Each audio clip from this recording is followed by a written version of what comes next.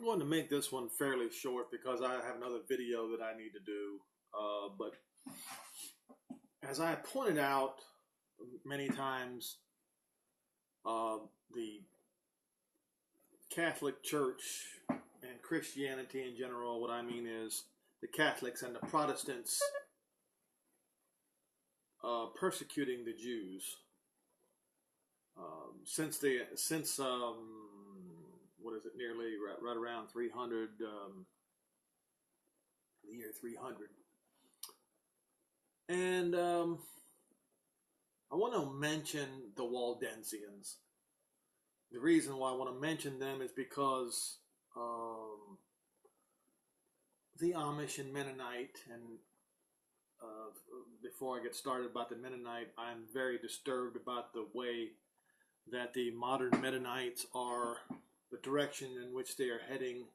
They're heading in opposition to Israel, to the Jews in Israel, and they may end up finding themselves in big, big trouble with Israel's Messiah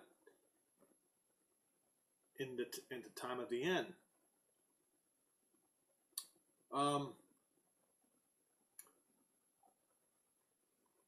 But in my next video, I'm going to talk about how Jews came among the Amish, married among the Amish, and how the Amish have found themselves to have so much Jew in their bloodlines.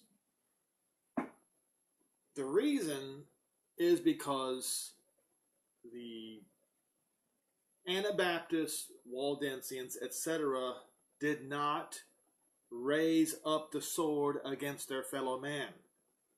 And so,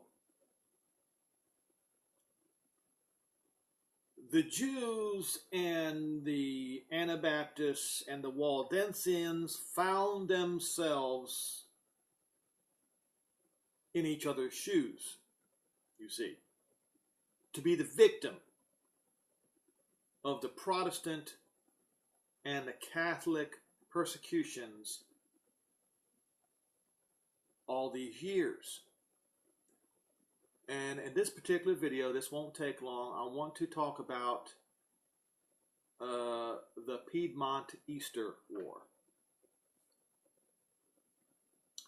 In January 1655, the Duke of Savoy commanded the Waldensians to attend Mass, which I will never do, or remove to the upper valleys of their homeland, giving them 20 days to which to sell their lands. Being in the midst of winter, the order, of course, was intended to persuade the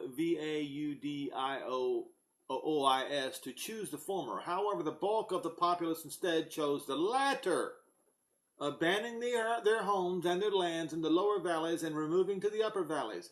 It was written that these targets of persecution, including old men, women, little children, and the sick, waded through icy waters, climbed the frozen peaks, and at length reached the homes of their impoverished brethren in the upper valleys, where they were warmly received. By mid-April, when it became clear that the Duke's effort to force the Vaudois to conform to Catholicism had failed, he tried another approach. Under the guise of false reports of the Vaudois uprisings, the Duke sent troops into the upper valleys to quell the local populace. He required that the local populace quarter the troops in their homes, which the local populace complied with. By the quartering order was a ruse to allow the troops easy access to the populace. On the 24th of April, 1655, at 4 a.m., the signal was given for a general massacre. Now, before I continue, if you have little children nearby, you might want to send them to their room for a minute. Because what I'm going to read to you is some of the most extreme things you'd ever heard. The Duke's forces did not simply slaughter the inhabitants. They are reported to have unleashed an unprovoked campaign of looting, rape, torture, and murder, according to one report by Peter Legay. Little children were torn from the arms of their mothers, clasped by their tiny feet and their heads dashed against the rocks, or were held between two soldiers and their quivering limbs torn up by main force. Their mangled bodies were then thrown in the highways or fields to be devoured by beasts. The sick and the aged were burned alive in their dwellings. Some had their hands and arms and legs lopped off, and fire applied to the severed parts to staunch the bleeding and to prolong their suffering. Some were flayed alive, some were roasted alive, some disemboweled, or tied to trees in their orchards and their hearts cut out. Some were horribly mutilated, and others the brains were boiled and eaten by these cannibals. Some were fastened down into furrows of their own fields and plowed into the soil as men plow manure into the soil. Others were buried alive. Fathers were marched to death with the heads of their sons suspended around their necks. Parents were compelled to look on while their children were first outraged, in parentheses, raped, then massacred before being themselves permitted to die. This massacre became known as the Piedmont Easter.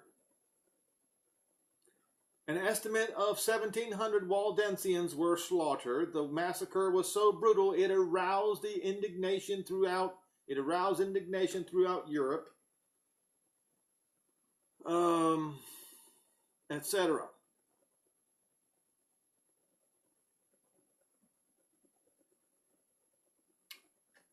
Oh, before I finish,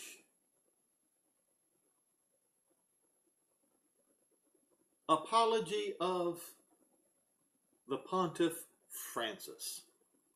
In 2015, after a historic visit to a Waldensian temple in Turin, Francis, in the name of the Catholic Church, asked the Waldensian Christians for forgiveness for their persecution.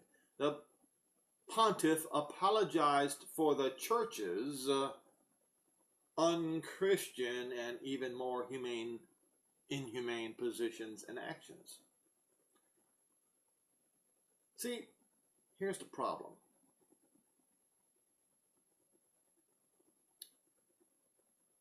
These sins cannot be forgiven. This so-called church, generation after generation after generation, has done things so horrible, so vile, that only the devil himself could have come up with such depravity. Therefore, this church is the devil's church. I repeat, any church that has a history of this kind of activity, you Lutherans, you do too. Protestantism in general. I'm going to finish this phrase. Any congregation that has a history of this kind of activity, you are the devil's congregation. That's what you are. And anyone who joins up with a congregation with a history like this, you have joined the devil's congregation. Now,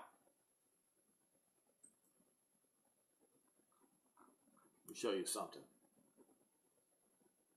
Now, if you go and look up Anabaptism, you will notice that Amish and Mennonites are mentioned in this, but not all Anabaptists were Amish, Mennonites, and Hutterites. Okay? But the one thing about the Amish and Mennonites and the Hutterites was, once again, they did not lift up the sword against men. They were pacifists. And when you read this particular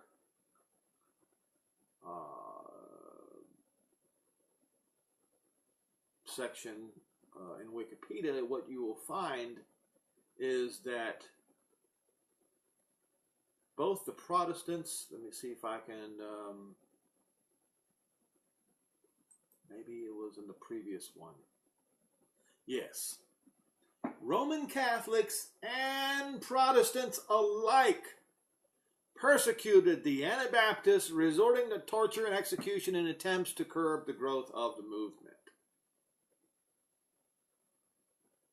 And this, of course, they also did to the Jews. So the Anabaptists, Waldensians, and the Jews were in the same boat. And now I'm going to stop this particular video because I'm going to show you something in the next video that proves that the Jews and the Amish literally were on the same boat.